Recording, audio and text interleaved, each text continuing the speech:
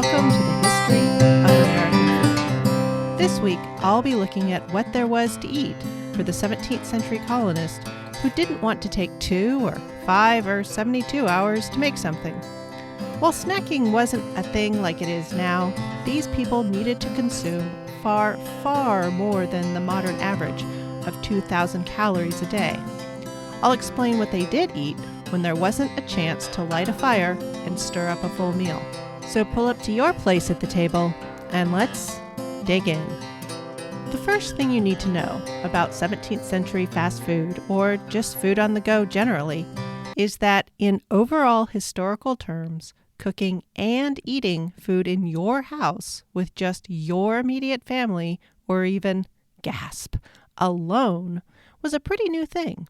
First, it was communal fires outside. Sure, there was some in-cave cooking. Lots of archaeology shows that. But the communal village fire and cooking pit was even a thing for a long time in rainy old England. Moving on to single-family structures, if you lived anywhere the weather was mostly nice, most of your cooking continued to go on out of doors. Why have the stove, an open fire, and an oven, a clay or brick thing at this point, indoors when it just makes a mess in there and you have to haul the fuel in and the mess back out? In the parts of the world where it rains more and winters are flat unpleasant, so say Chesapeake Bay and North in North America, all over the Andes and the rainy populous areas of South America, Japan, Korea, China, the foothills and the mountainous parts of Central Asia and Central Europe, and the north bits, of course, Northern Europe, and of course, lovely gray Britannia. Every single last one of these societies in all these different regions developed wood and or clay and or stone dwellings that had a fire pit in the center and a smoke hole in the roof. It's a pretty universal design. Larger, grander structures like Viking mead halls or longhouses in the Pacific Northwest or Chinese palaces would develop high ceilings and elaborate fire cradles or braziers in the center. But that only works for so long. Once you start getting a population density that has you stacking people in multi-story buildings in cities, the idea of a fire inside a building that is holding lots of people starts to get sketchy. In places where buildings were largely clay or stone, like the pueblos or the stone cities of Central America or the brick metropolises of Mesopotamia, small fires in a clay pot or a metal tripod brazier might be okay. And in the great stone piles of castles, there would be a spot to build a fire in the different rooms. But do you notice something missing from all these different fire arrangements? It's chimneys. As an architectural feature for homes, chimneys are pretty spanky new. Chimneys for the production of steel and glass and ceramics had been figured out in several different places, including those tall iron smelting operations of the Sahel I mentioned all the way back in my opening iron series. But when it came to building domestic fireplaces, the fact that there are these ratios for height and diameter and opening size that have to be observed for safe, effective chimneys, they weren't well understood. The idea of fluid dynamics of gases was confused with some other ideas about heat itself being a fluid. When we are still working in the alchemical land of the four humors, air was not understood as a gas. It was just air. Air pressure was barely glimpsed. Studying the idea of air pressure and vacuums and pressure differential in labs wasn't even done by the fringiest of natural philosophers until the 17th century. So figuring out the proper movement of gases and smoke was still a bit off in the future. Romans and their hypocausts of hot air were kinda onto something, and the fact that for a while natural philosophers suspected light waves traveled through a celestial ether meant they were recognizing fluids as a concept, but applying it to the problem of cooking and heating an average home, no one in the whole wide world was there yet. Chimneys started appearing sporadically in castles and in workshops and industry around the 13th century, but as a domestic feature, they didn't come into common use in England, even among the wealthy, until the Elizabethan age, the late 16th century. Yes, there were hearths and chimneys and large castles, those big walk-in affairs that allowed for displays of power, like roasting a whole ox or a whole boar, or burning large tree trunks, but these were often functionally big holes up to the sky. Most of the heat went up and did very little or practically nothing in the way of heating the royal hall. The earliest English chimneys, even in the wealthiest homes, were usually made of wattle and daub, or basically clay-covered sticks. These had to be maintained or they would collapse and light on fire.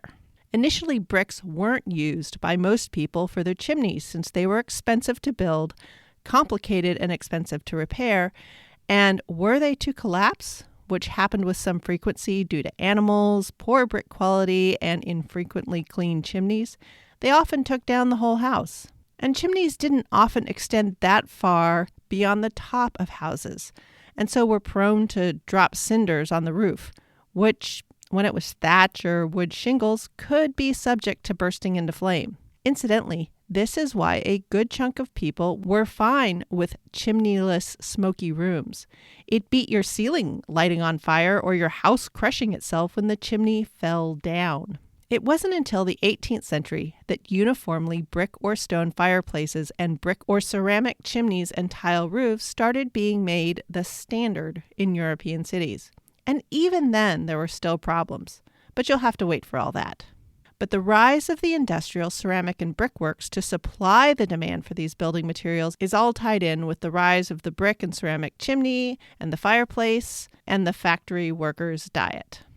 So in the pre-16th and 17th century world of no or almost no chimneys, the idea of stacking people into large wooden apartment or tenement complexes of built-up Rome or Constantinople or Kyoto or London, fire indoors became a terrible and often deadly idea. Many of these multi-story lodging houses were frankly fire traps, as many extremely deadly city fires throughout history have shown. So fires were often not allowed or limited in very strict ways. And without fire, there was no cooking. No little plug-in induction burners, no rice cookers, and no Instant Pots. So what in the world were a couple of laborers or rowdy Parisian students or a city family to do for meals? Go out, of course.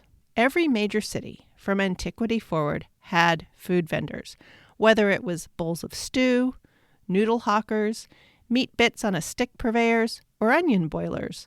The food vendor on the street was part of the scene. Now you may ask, but without food inspectors, how was a buyer to know if something would make them sick? Well, other than people not really being up on that idea before somewhere in the 17th to 19th century, there were three things to remember. First, these vendors were volume businesses, motivated to sell out every day. So the food moved through pretty quickly and was even less likely to go bad in the hands of a food vendor than sitting in the spring house or pantry of a house that lacked refrigeration. Second, since practically every little person was eating out, being a street food vendor was a real job that survived through repeat visits. So if you kept killing off the paying customers with poisoned victuals, well, you'd go out of business. But third, and the big safety thing here, was that much of what was sold on the street was sold hot. It was either kept at safe temperatures simmering away over a fire, or had the dickens cooked out of it just before being handed over to the customer. I'm not saying this was perfect, but even in the modern age, I'm okay eating from a street cart with a long line of locals in front of it, and the item is boiled in oil or tossed about on a rocket-hot metal plate right in front of me just before I consume it. In the largest cities, there would be eating establishments, enclosed shops, that served fast food as well. The taberna of the Roman world are pretty well known, and they even effectively had hot buffet lines and complex multi-burner clay stoves. So by the time we roll our story up to late 16th century England and the Netherlands, there is a healthy tavern, inn, pub culture of beer cellars and wine shops that also offer food. There were bakers and pickle merchants, sweet sellers, fruit sellers, pie sellers, especially eel pie, as the Thames was full of them at this point. Cooking at home for the city-dwelling laborer was done far less than one might think. There were even nursery rhymes and everything. Simple Simon met a pieman going to the fair. Says Simple Simon to the pieman, "Let me taste your wares." Sure, that specific rhyme dates to the 18th century, but the idea of a pieman strolling about with wares on offer is clearly much older. And remember, wood or charcoal for fuel was quite dear, being in the city. And even when people did prepare their own dishes, they would often take them to the baker's to have them actually cooked in the neighborhood bread oven. If faced with the option of purchasing cooked food versus uncooked food, and wood as well, in cities, pre-cooked food was quite often the way to go. Where I'm going with this is, while yes, the recipes to make things like bread, beer, stew, pottage, and so on took hours and even days, in the cities and even reasonably sized villages, there were people dedicated to making just that one thing. In manor houses and castles that housed and employed and fed, say 50 or 200 or even 500 people, same thing. There were bakers and dairymaids and brewers. Making the food wasn't fast, but if it's being turned out by the tens or hundreds at a particular time of day to be picked up by customers, for the eater, it was effectively fast food.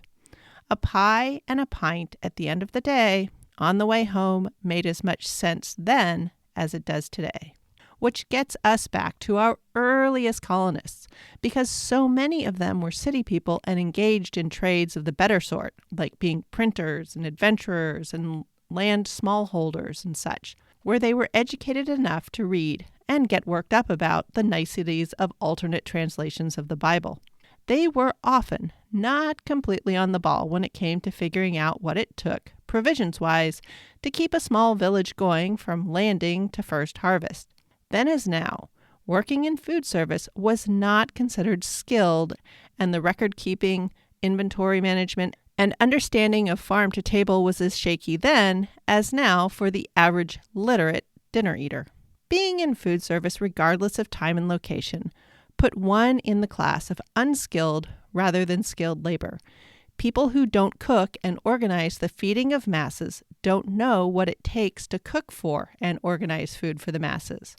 Quartermaster in all military services has regularly been an underestimated position, which meant our woefully underprepared colonists largely did not know what it took to have a pie and a pint available.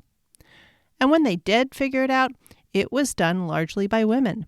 And in what I'm discovering is a pretty predictable pattern, the written historical record talks about the starving, but doesn't really explain how the starving stops, but gets interested again when men start making money at providing food. That middle bit where colonial women were figuring out how to make food from a bunch of weirdo ingredients and salt meat, unless one dives deep, there is not much discussion. Moving on. Our 17th century colonists, for most of the century, lacked cities. They mostly topped out at large villages. So for the most part, cooking was an in-home affair. Because all homes were new construction, chimneys did happen, but they were mostly wattle and daub, those clay-coated sticks, just like back in England. And getting the clay wasn't particularly difficult, as most any East Coast stream has plentiful clay deposits, even now. Geologists can explain why, but it has to do with clay particles being heavier than most of the stuff that's in stream water, and it's made of insoluble stuff. So the fact was that our colonists were able to construct chimneys and cook indoors. This was most important in the chilly weather of New England, but also mattered in the winters down south that could suddenly turn icy. And when they did cook indoors, they were largely cooking on English-style deep hearths using English cooking methods. And in the main, these were all long cooks. So what did our colonists eat when it wasn't a freshly cooked meal that they had started way back before? Since they, especially at the start, lacked those street vendors. This meant all colonists were team leftovers. Now, there are absolutely zero printed recipe books in the 17th century that dealt in leftovers or snacks. Everything I found on the subject, on what people were eating between formal meals, and even most of the stuff about actual meals has come from a combination of compiled diaries, letters, packing lists, speeches to Parliament on either the richness or the poverty of the people in the New World, and reports to different societies. I'm certain in my limited research I have missed some things, but these were generally known and widely consumed. So for those folks who were hungry when the dinner bell wasn't ringing, what was on the menu? Let's start in the home. If you were in a house that was running reasonably well and you were feeling a bit peckish, there's a good chance that in that fancy fireplace with that fancy chimney, there was a pot over the fire or in the back of the grate that was a perpetual thick broth or thin stew. I mentioned this way back in my early iron episode, that an iron pot isn't going to crack or burst into flames. Instead, it hung around the embers, staying warm and sort of simmering away all the time. Incidentally, this pot was also the one that was skimmed occasionally to collect that lowest grade of fat, slush. But not every home was able to, or wanted to, keep a fire going all the time, especially not year-round. When the hearth was cold, it was pretty common to have a pot of grain mush or porridge sitting about. This would often have peas in it, and sometimes slivers of meat from a meat broth used to add flavor to the concoction. When this cooled, it would solidify into a gummy mass. In England, this was often a barley and peas concoction, but in the colonies, it was often some version of parched, cracked, or ground corn. Though later in the century, other grains might be included. The solid porridge could be sliced and wrapped in scrap rags and kept in a purse or reticule for later consumption on the road or out in the field. In the 17th century, pockets were just beginning to be a thing. So back then, even men barely had pockets, except in their outer coats.